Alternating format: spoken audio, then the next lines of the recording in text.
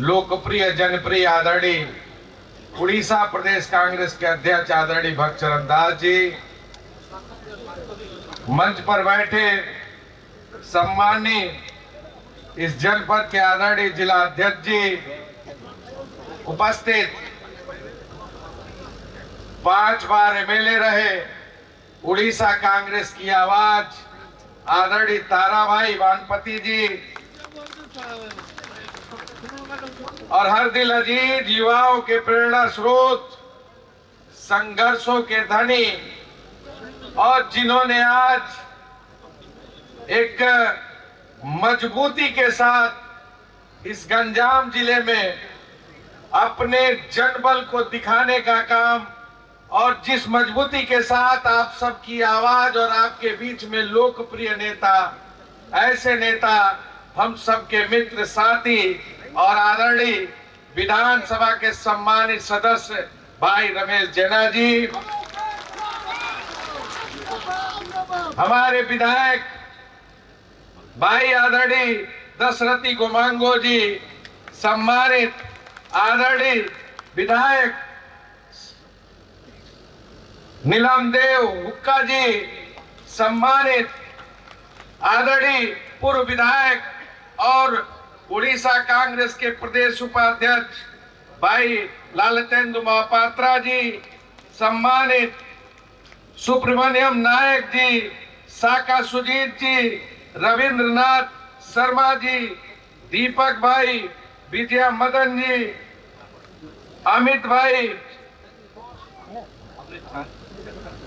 देवकांत शर्मा जी और मंच पर बैठे सभी सम्मानित आदरणीय नेतागण, यूथ कांग्रेस, एनएसयूआई, सेवा दल, महिला कांग्रेस, विभिन्न विभाग, फ्रंटल और सभी सम्मानित कांग्रेस पार्टी के आदरणीय बंधुओं, सम्मानित नेतागण, सम्मानित उपस्थित जिला Congress committee, block Congress committee के सभी सम्मानित नेतागण, आदरणीय पूर्व विधायक, पूर्व सांसद, आदरणीय पूर्व जिला पंचायत सदस्य, तमाम ग्राम सभाओं से आए हुए आदरणीय सरपंच भाइयों, उपस्थित मित्रों, पत्रकार बंधुओं, साथियों, आज हम सबके परिवार में एक नए सदस्य का आगमन हुआ है। पुल्ली भुइया जी, मैं आपका कांग्रेस परिवार में बहुत बहुत स्वागत करता हूं और भाई रविंद्रनाथ प्रधान जी जो ब्लॉक प्रेसिडेंट है बीजेडी के, इनके सभी सम्मानित साथियों के साथ कांग्रेस परिवार में आपका स्वागत करता हूं, आपका खैर मकदम करता हूं।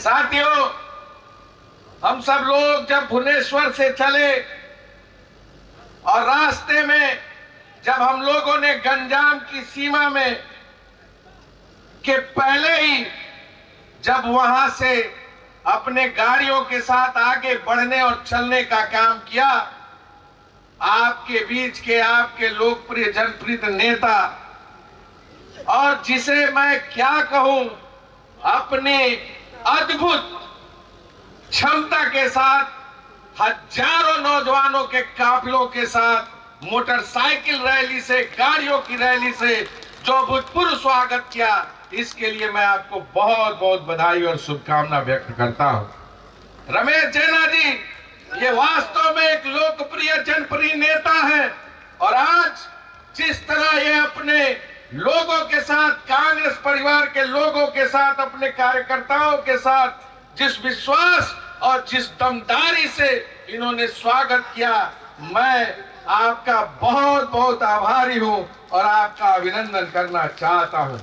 साथियों, आज हम सब लोग यहाँ एकत्रित हैं और आप जानते हैं कि इस देश में किस तरह भारतीय जनता पार्टी की सरकार लगातार संविधान पर हमला करने का काम कर रही है।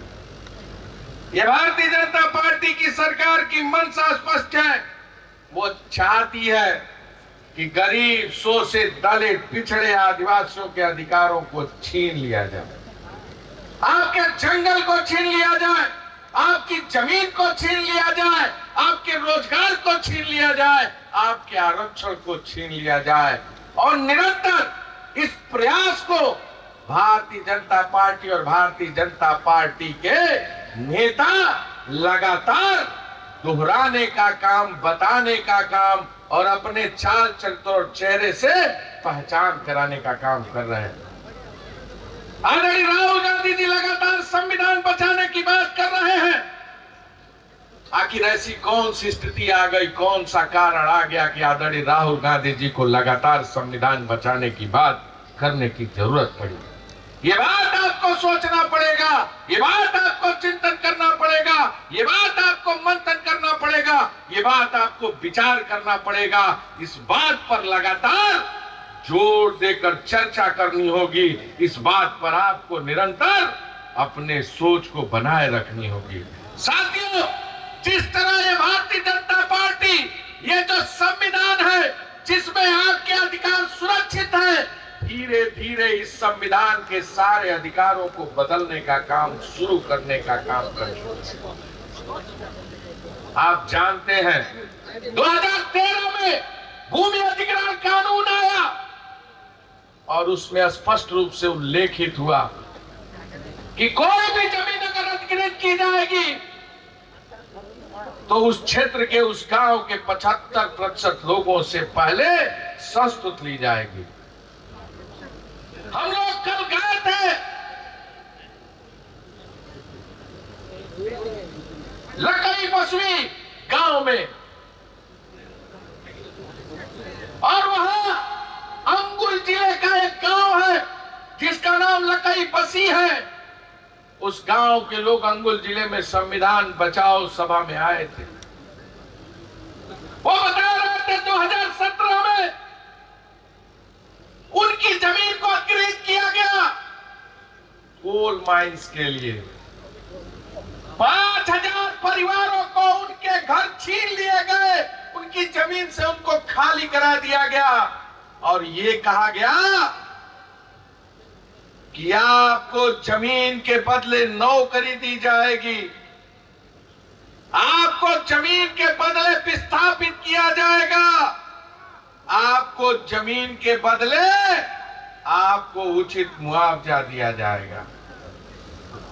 आप जानते हैं 2017 से 5000 परिवार न नौकरी पा पाया है, न जमीन पा पाया है, न उसे कहीं बसाने का काम बीजेडी और बीजेपी दोनों की सरकारों ने नहीं किया है।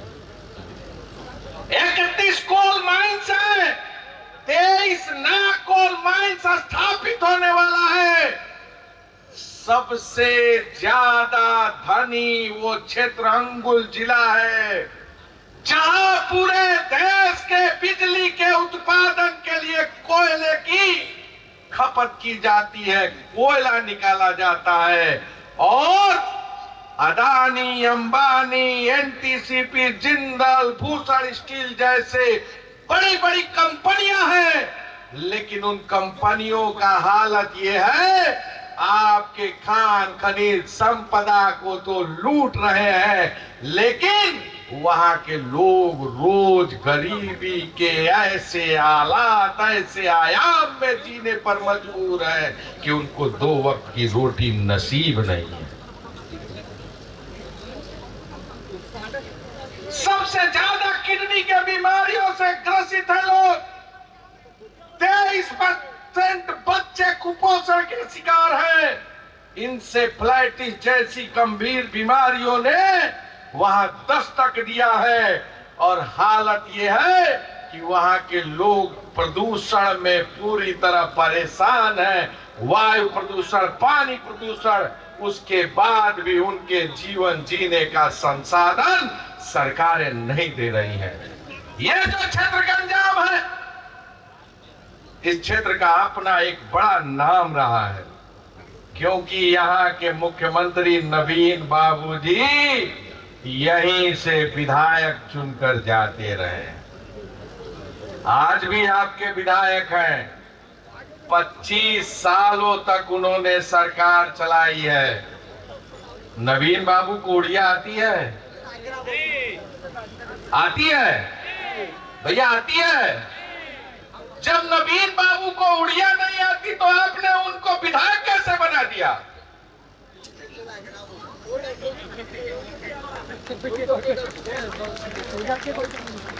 अरे मैं तो आया हूं आपके राज्य का इंचार्ज बनकर, और मैं कुछ दिन रहूंगा, फिर मेरा ट्रांसफर कहीं दूसरे प्रदेश में हो जाएगा। लेकिन मैं तो चुनाव लड़ने नहीं आया, मैं तो आपके अधिकारों की रक्षा के लिए, आपकी लड़ाई लड़ने, आपके साथ कंधे से कंधा मिलाकर अपने नेताओं के साथ आपकी आवाज को बुलंद करने आया हूं, संघर्ष करने आया हूं। तो जो व्यक्ति को उड़िया नहीं आती उसे आपने मुख्यमंत्री बनाने का काम किया, वो भी एक बार नहीं, 5-5 बार। नवीन बाबू का कारनामा क्या रहा? अवैध खनन, ओवरलोडिंग, और ये जो पूरा गंजाम है, प्रदूषण से जूझ रहा है, लंबी बीमारी के यहाँ लोग शिकार हैं। हालत ये है कि गांव में, क्षेत्रों में शुद्ध हॉस्पिटल की व्यवस्था नहीं है, सिंचाई के लिए कोई पानी की व्यवस्था नहीं है, और सबसे बड़ा आलम तो ये है, नवीन बाबू तो हजारों करोड़ और उनका दत्तक पुत्र पांड्या हजार करोड़ रुपया आपका तो लूट लिए। जंगल लूट लिया, खान खनिज लूट लिया, कोयला लूट लिया, बालू लूट लिया, गिट्टी लूट लिया, यहाँ का सोना लूट लिया, हजार करोड़ रुपया बना लिया नवीन बाबू, उनके पार्टी के विधायक, मंत्री और सांसदों ने। और आपको क्या दिया? आपको दिया ये कि आपके बच्चों के लिए यहाँ कोई उद्योग नहीं बनाया, कोई कंपनी नहीं लगाई, कोई रोजगार के साधन नहीं दिए। दिया तो क्या दिया कि अपने बच्चे को लेकर जाइए और सूरत, बंबई में जाकर ढेला ढोइए, मेसनगिरी करिए, ईटा लगाइए, दीवार चलाइए, रंगाई पुताई करिए और मजदूरी करिए। यही तो दिया है आपको। जिस क्षेत्र का विधायक और जिस क्षेत्र का मंत्री हो, जिस क्षेत्र का मुख्यमंत्री हो, 5 बार मुख्यमंत्री हो, अरे एक उद्योग, एक रोजगार, एक सही अस्पताल न बनाया हो, जिसको उड़िया नहीं आती हो, उसे आपने मुख्यमंत्री और यहाँ का विधायक बना दिया। मेरा सवाल है आपसे, आखिर यहाँ के लोग रोजगार के लिए मुंबई, सूरत क्यों जाएंगे? यहाँ खान खनिज, यहाँ संपदा, यहाँ जंगल, यहाँ कोयला, यहाँ बालू, यहाँ सब कुछ, यहाँ फैक्ट्री, टाटा का, जिंदल का, स्टील, इस्पात, सब कुछ, और यहाँ के लोगों को कोई रोजगार नहीं। इसीलिए राहुल गांधी इस संविधान की बात करते हैं कि सबसे पहले जिसके क्षेत्र में जो संपत्ति है, आपका हक होना चाहिए। कोयले पर हक आपका, इस्पात पर हक आपका, जंगल पर हक आपका, जमीन पर हक आपका। और हम आपको भरोसा दिलाने आए हैं, हम आपको यकीन दिलाने आए हैं। आपने 2000 के पहले कांग्रेस की सरकार बनाई थी। आप एक बार अपनी नजर को थोड़ा बदल लीजिए, अपने मिजाज को थोड़ा बदल लीजिए, एक बार हमसे प्रेम कर लीजिए। हम आपको भरोसा और विश्वास दिलाने आए हैं। जहां आपका पसीना गिरेगा, कांग्रेस का एक एक कार्यकर्ता अपना लहू बहा देगा, आपके सम्मान की रक्षा करेगा, आपके अधिकार की लड़ाई लड़ेगा, आपके हक अधिकार के लिए सड़क से लेकर सदन तक संघर्ष करने का काम करेगा। ये उड़ीसा प्रदेश, आपको मालूम है 65,000 महिलाएं गायब हैं। रमेश जी सस्पेंडेड विधायक हैं, ये हमारे दोनों विधायक सस्पेंडेड हैं। ताराबाई तो 2 बार के सस्पेंडेड हैं, 1 बार नहीं 2 बार। किस लिए? जुर्म क्या है? इनका कसूर क्या है? इनका कसूर यह है कि उड़ीसा राज्य में 65,000 महिलाएं जो गायब हैं बीजेडी और बीजेपी की सरकारों में, उसके लिए सरकार से कहा कि एक कमेटी बनाई और ये महिलाएं कहां गई उसकी खोजबीन होनी चाहिए। 6 में, क्लास 6 में, क्लास 7 में, क्लास 8 में पढ़ने वाली 11 साल की लड़की, 12 साल की लड़की, 13 साल की लड़की गवर्नमेंट हॉस्टल में है और बच्चा पैदा कर रही है। ये उड़ीसा की तासीर है। ताली मत बजाइए, ये शर्म की बात है। ये उड़ीसा की तासीर है। इसकी आवाज अगर रमेश जिन्ना जी ने, अगर हमारे ये दोनों विधायक ताराबाई ने उठाने का काम किया, इस सरकार ने इन लोगों को सस्पेंड कर दिया। तो जरा आप बताइए, सरकार की कार्रवाई सही है कि गलत है? सही है कि गलत है? सही है कि गलत है माताओं बहनों? गलत है ना? तो जिसने अपने कलम से इनको सस्पेंड किया है, आने वाले पंचायत चुनाव में, आने वाले विधानसभा चुनाव में, आने वाले लोकसभा चुनाव में आप अपने हाथ से सस्पेंड करेंगे कि नहीं करेंगे? हाथ उठा के बताओ, करेंगे कि नहीं करेंगे? तो भैया मन बना लो, ये बीजेपी है। ये भारतीय जनता पार्टी को लाया कौन? यहां नवीन बाबू गले लगा कर ले आए। और सबसे पहले किसको साफ किया? नवीन बाबू को। यह भाजपा जिसका चरित्र यह है कि ये भारतीय जनता पार्टी धीरे धीरे आपकी सारी जमीनें ले लेंगी, जमीन बेच देंगे, गगन बेच देंगे। कलम के पुजारी अगर सो गए तो वतन के पुजारी ये वतन बेच देंगे। साथियों, आज आपको ये बात समझना पड़ेगा कि भारतीय जनता पार्टी का चरित्र ये है कि ये सरकार जब से बनी है, इस सरकार ने संविधान और आरक्षण पर डाका डालने का काम किया। आपको मालूम है, पिछड़े वर्ग का आरक्षण 27% बनता और ये इस संविधान में है। बीपी मंडल साहब ने दिया है, नरसिंहा राव जी की सरकार में स्वीकृत हुआ। 2005 में आदरणीय अर्जुन सिंह जी ने यूपीए की सरकार में शिक्षा रोजगार में आरक्षण दिया।